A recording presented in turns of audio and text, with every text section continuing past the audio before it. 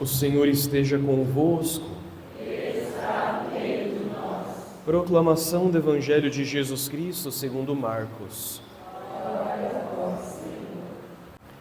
Naquele tempo, Jesus saiu a caminhar, veio alguém correndo, ajoelhou-se diante dele e perguntou: Bom mestre, que devo fazer para ganhar a vida eterna? Jesus disse: Por que me chamas bom? Só Deus é bom e ninguém mais.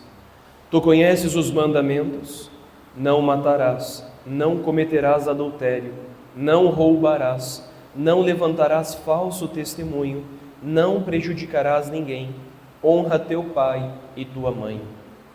Ele respondeu: Mestre, tudo isso tenho observado desde a minha juventude. Jesus olhou com ele com amor e disse: Só uma coisa te falta. Vai, vende tudo o que tens e dá aos pobres, e terás um tesouro no céu. Depois vem e segue-me. Mas quando ele ouviu isso, ficou abatido e foi embora cheio de tristeza, porque era muito rico. Jesus então olhou ao redor e disse aos discípulos: Como é difícil para os ricos entrar no reino de Deus. Os discípulos se admiravam com essas palavras, mas ele disse de novo: Meus filhos, como é difícil entrar no reino de Deus. É mais fácil um camelo passar pelo buraco de uma agulha do que um rico entrar no reino de Deus. Eles ficaram muito espantados ao ouvir isso e perguntavam uns aos outros: Então quem pode ser salvo? Jesus olhou para eles e disse: Para os homens isso é impossível, mas para Deus tudo é possível. Pedro então começou a dizer-lhe: Eis que nós deixamos tudo e te seguimos. Jesus respondeu: Em verdade vos digo, quem tiver deixado casa, irmãos, irmãs, mãe, pai, filhos, campos, por causa de mim e do Evangelho, receberá 100 vezes mais agora, durante esta vida, casa, irmãos, irmãs, mães, filhos e campos, com perseguições, e no futuro, a vida eterna. Palavra da salvação. Glória a vós, Senhor. Podemos sentar, amados irmãos e irmãs? Celebramos, meus filhos, o 28º domingo do tempo comum. Existe, meus filhos, em nossos tempos, que não é algo só dos nossos tempos, mas nós vemos que é algo que vem desde a época de Jesus. Um certo pensamento de que entrar no céu não é algo nada mais justo, nada mais comum e óbvio. É claro, você viveu essa vida, morreu, você vai para onde? Vai para o céu. E nosso Senhor nos diz que não é assim. O céu, meus filhos, não é uma realidade óbvia. O céu não é uma realidade automática, de tal maneira que para ir para o céu basta morrer. Não é assim. Nosso Senhor está nos dizendo no Evangelho de hoje que para ir para o céu é necessário esforço da nossa parte. É preciso fazer algo para ir para o céu. As pessoas pensam assim: claro que eu vou para o céu, eu nunca fiz nada, nunca roubei, nunca matei, sou sujeito homem, é claro que eu vou para o céu. Como se para ir para o inferno fosse necessário fazer alguma coisa. Mas deixa eu te dizer uma coisa: para ir para o inferno não precisa fazer nada, é só colocar o carro na banguela, é morro abaixo. Para o céu que tem que fazer esforço, ou seja, o céu é morro acima. Para nós irmos ao céu, nós temos que nos esforçar. Ninguém entrará no céu sem luta, não tem como, porque o céu será dado a nós como um prêmio pela nossa fidelidade a Deus, um prêmio pelo amor que nós tivemos a Deus. Ora, se nós amamos a Deus, é claro que nós iremos nos esforçar para amar Ele. Se nós amamos a Deus, é claro que nós vamos nos esforçar para fazer a vontade dEle. Se nós amamos a Deus, é claro que nós iremos nos esforçar para seguir os mandamentos dele. Iremos nos esforçar para rezar, para ir às missas aos domingos, rezar terço, ou seja, se nós amamos, nós nos esforçamos pela pessoa, nós nos sacrificamos pela pessoa. Por isso não tem nada mais absurdo de que nós pensarmos que nós iremos entrar no céu sem fazer sacrifícios. Não tem como. E Jesus está dizendo isso. Olha a exigência de Jesus. Este jovem, rico, e riqueza aqui não é sinônimo de quantidade simplesmente. Ou seja, o rico não é aquele que tem simplesmente milhões no banco. Tem um monte de pessoas que está endividada e é rica. Porque a riqueza, meus filhos, significa o seguinte: o coração apegado aos bens desta vida. Como é que eu sei se eu sou rico ou não? É muito simples. Quando você apresenta um mandamento para a pessoa, você apresenta uma orientação da igreja, você apresenta aquilo que é o ensinamento de Jesus, e então a pessoa diz que não quer seguir aquilo, porque ela tem uma outra coisa, um outro negócio. Você apresenta a fidelidade conjugal e a pessoa se apega à paixão pela amante.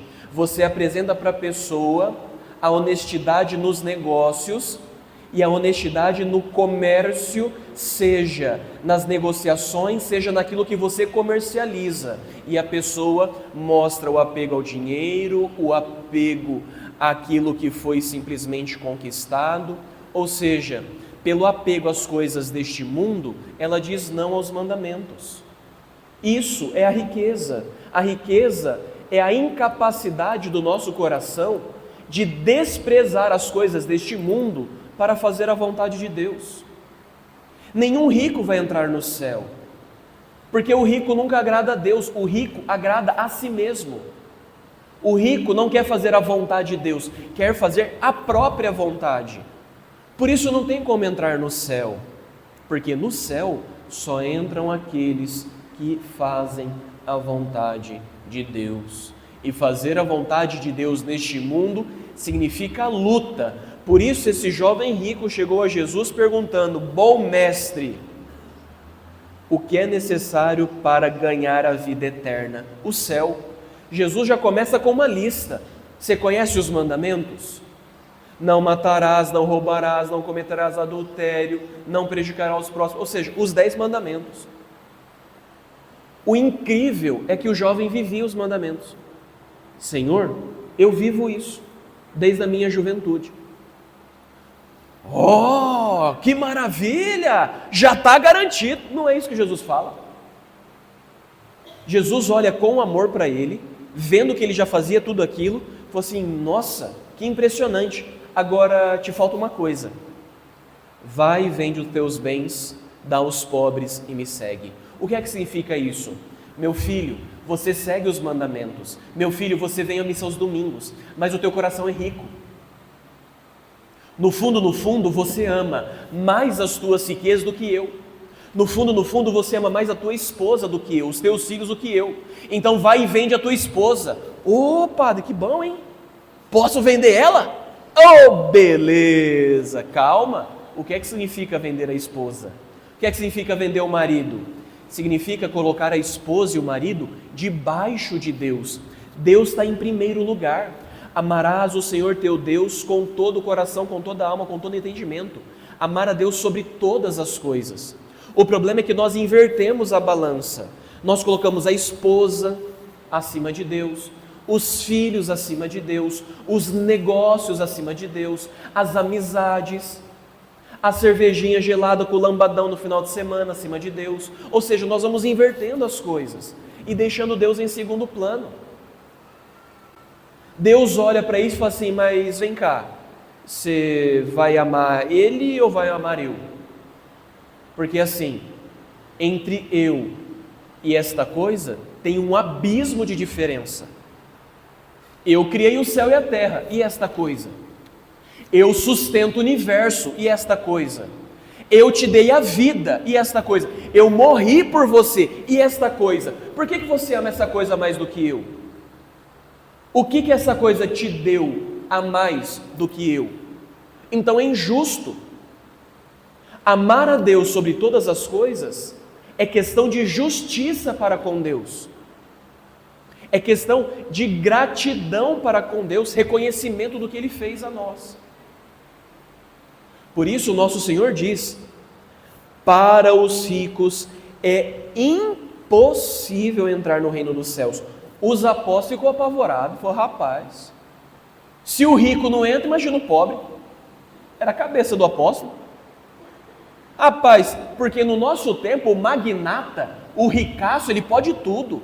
O rico tem carro novo, o rico tem casa boa, casa com piscina, o rico tem férias, o rico vai no shopping.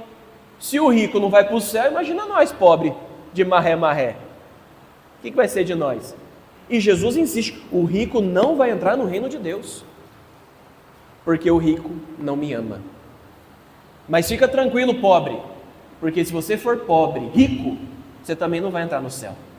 Por que adianta ser pobre de marré e amar mais as ninharias, as coisas pequenas, do que Deus? Não adianta nada. Teve uma vez que o padre sentiu uma grande dor no coração.